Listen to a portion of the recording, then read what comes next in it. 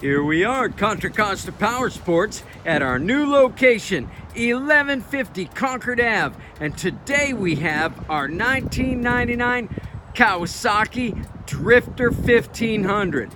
This is their Indian replica they put out for just a few years back around that time, 1999, 2000. This bike is in excellent condition, only 7,000 miles. Got an awesome sounding Vance & Hines pipe. The engine's been tuned. This one has the long skirt fenders and the Indian emblem up front. It also comes with a fringe seat for 2 up, and it's got the tour pack you can put on to a backrest. Fantastic condition, available for just $54.90. This bike has got 2 brand new tires. This is the one you've been waiting for, 1999 Drifter.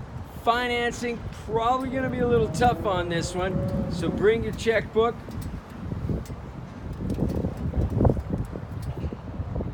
Wait till you hear it.